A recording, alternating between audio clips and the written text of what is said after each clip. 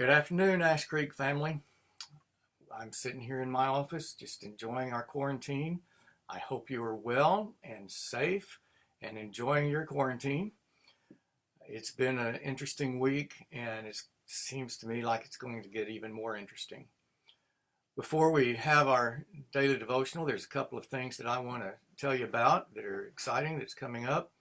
We have a new website design now and a new website page. And so go to that at ashcreekbc.org and you will be able to see our new website. That website will have a place on there for worship and Sunday school. And be sure Sunday morning to click on that tab and you'll have the opportunity to have a Sunday school lesson for every age group. Just want to remind all the preschool and children parents out there that we have a way for you to teach your children at home and to do several things through Sunday school at home. And we'll have adult lessons and youth lessons. On Wednesday nights, John is putting some worship experiences up on for the youth. So I hope that you'll take advantage of those things. Also, there's a give tab. Don't forget, we still need to keep up with our tithes and offerings. I hope that that you're doing okay with your job. If you have a problem with your job, please let us know. I can't solve that problem for you, but at least we can pray for you and help where we can help, and perhaps help you with food or anything else that you need. So please be aware of that. I want to read a passage of scripture from Jeremiah. Jeremiah was being called by God to minister to the people in very, very perilous times. In fact, he was scared to death. It was a time of cultural and social unrest and upheaval, a time when they were in great danger. And yet some people felt like it wasn't that big of a deal. There were those who thought they were safe, and Jeremiah reminded them that they were not very safe at the time. He's called by God, and God said to him, "Now see, my words have I put in your mouth. See, today I appoint you over nations and kingdoms to uproot and tear down, to destroy and overthrow, to build and to plant." That was Jeremiah's mission, to uproot and tear down, to destroy and overthrow, and then to build and to plant. I don't like that uprooting part. Back in 1987, the rock and roll band REM had a song called "The End of the World as We Know It." Well, we may be thinking that this is the end of the world as we know it, and it may be the end of the world as we know it. It's not the end of the world, so don't get me wrong, but it may change some things, and maybe it will change things for the better. When Jeremiah was preaching, they were in much worse circumstance than we are in. They were being threatened by the Assyrians and then particularly later by the Babylonians, and he was warning the people of the danger that they were in. He could see his culture falling apart because they were worshiping idols.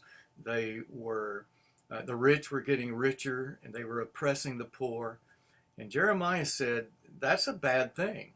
We need to get rid of all of that. And if we don't get rid of all of that, God's going to get rid of all of that. For Jeremiah and his people, when the Babylonians came, it was the end of the world as they knew it. This coronavirus thing, it's not the end of the world. It's all going to be okay. But it is going to change some things, I think. Right now, it certainly has changed some things, as we cannot even meet for church. But it is not the end of the world, although it may be the end of the world as we know it.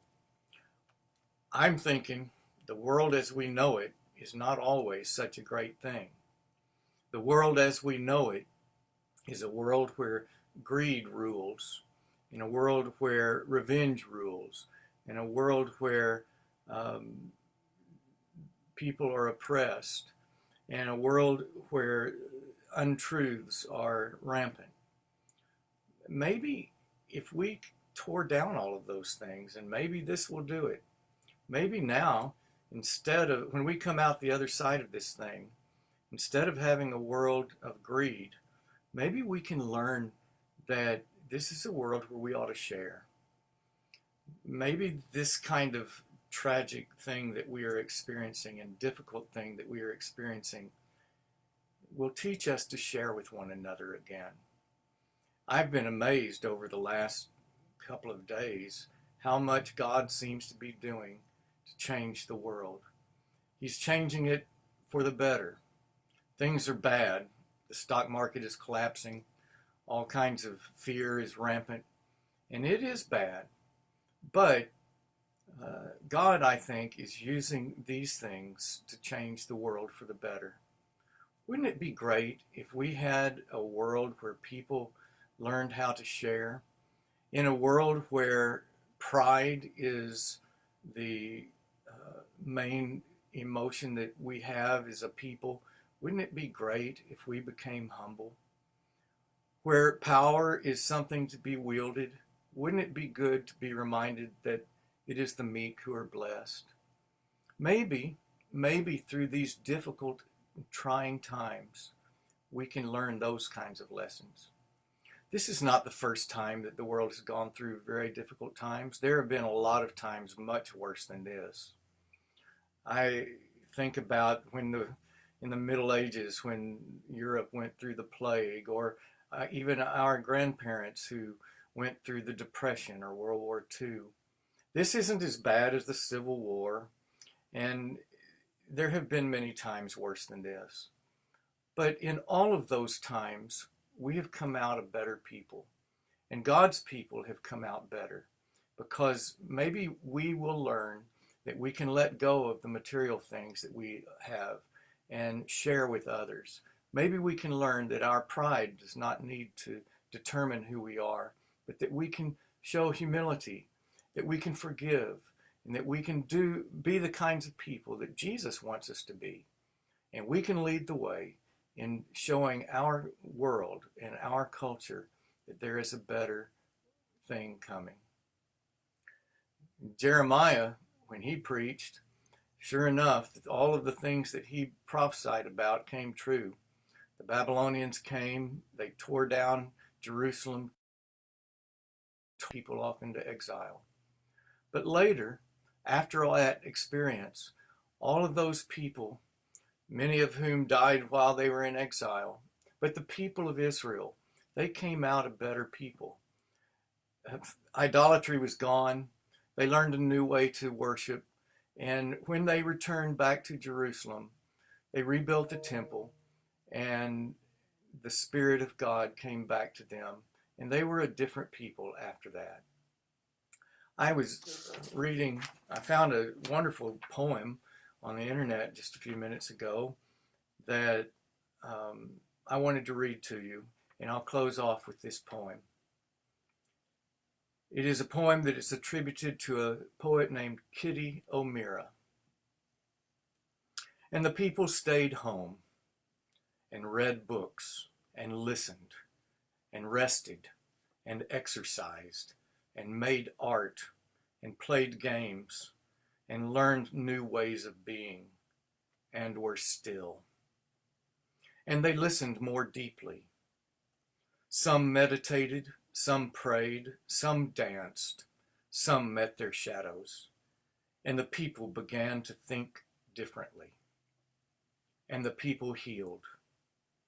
And in the absence of people living in ignorant, dangerous, mindless, and heartless ways, the earth began to heal. And when the danger passed, and the people joined together again, they grieved their losses and made new choices, and dreamed new images, and created new ways to live, and heal the earth fully as they had been healed. Stay well. Be healed. God bless you.